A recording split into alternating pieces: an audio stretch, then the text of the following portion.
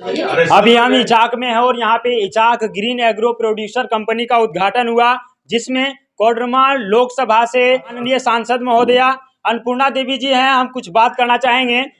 यहाँ पे आप ये बताइए कि ये जो प्रयास किया गया यहाँ के लोगों के द्वारा, किसानों के द्वारा, तो क्या संदेश देना चाहेंगे किसानों को?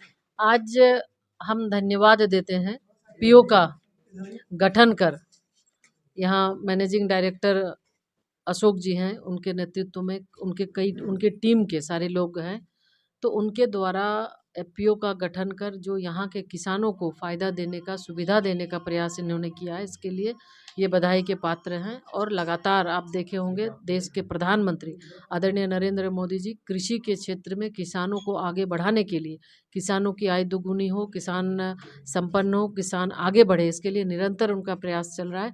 और उसी को देखते हुए हम बधाई भी देते हैं कि इनको अवार्ड भी मिला है अच्छे काम के लिए। इस बार धान अधिग्रहण, धान की खरीद सबसे ज़्यादा इस केंद्र में हुई। यहाँ लगभग 350 से ज़्यादा किसान जुड़े हुए हैं और किसानों को ये फ़ायदा है कि किसानों को कहीं जाना नहीं पड़ता है, किसान के घर में जाकर खुद धान खरीदते हैं और उनका उचित मूल्य उनको देते भी हैं। मैम, आप क्या कहना चाहेंगे? जैसे केंद्र सरकार देखा जाए तो किसानों को प्रति बहुत अच्छा काम कर रही है, लेकिन राज्य स्तर की जो सरकार है वो अभी किसानों को मदद करने से चूक रहे हैं। देखिए, राज्य सरकार की इच्छा शक्ति की कमी है, राज्य सरकार की मंशा सही नहीं है। आज जिस तरह से इचाक के किसान, आज इचाक में जो खेती होती है, इचाक का आलू, इचाक का धनिया, इचाक का प्याज, टमाटर बाहर जाता है, तो निश्चित रूप से बड़े पैमाने पर इचाक के लोग खेती करते हैं। और जिस तरह से राज्य सरकार को मदद करनी चाहिए, राज्य सरकार का इसमें कहीं कोई मदद नहीं हो पाता है। तो हमें लगता है कि राज्य सरकार की इच्छा ही नहीं है कि किसानों को, अन्नदाता को हम मजबूत बनाएं, अन्नदाता को आत्मनिर्भर बनाएं, अन्नदाता को आगे बढ़ाएं। और आज देख रहे होंगे कि हर एक बजट में आदरणीय प्रधानमंत्री जी के द्वारा अन्नदाता को, ऊर्जादाता अन्नदाता को और मजबूत बनाने के लिए उनकी आय दोगुनी हो, उसके लिए निरंतर काम और प्रयास किए जा रहे हैं।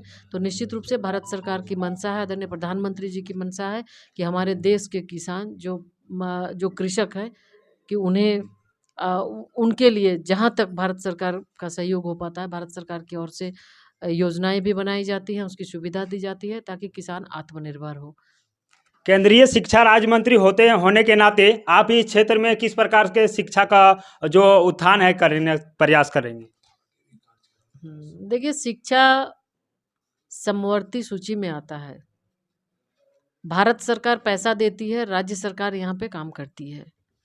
भारत सरकार समय समय पर एडवाइजरी जारी करती है कि शिक्षा व्यवस्था को किस तरह से सुदृढ़ बनाया जाए, कैसे मजबूत बनाया जाए, कैसे और बेहतर शिक्षा व्यवस्था को किया जाए। और ये काम राज्य सरकार को करना है, लेकिन चूंकि इस क्षेत्र के होने के नाते, प्रदेश के होने के नाते, निश्चित रूप से मुख्यमंत्री से, शिक्षा मंत्री से मिलकर शिक्षा व्यवस्था को बेहतर बनाने का हम भी प्रयास करेंगे। उनसे आग्रह करेंगे कि आज जो स्थिति है, सरकारी स्कूलों की जो स्थिति है, कहीं ना कहीं हर किसी को ये सोचने के लिए मजबूर करती है, परेशान लोग होते हैं। तो सरकारी स्कूलों की स्थिति बेहतर कैसे हो, इस दिशा में राज्य सरकार से हम आग्रह भी करेंगे मुख्यमंत्री जी से कि इसको बेहतर बनाया जा सके। एक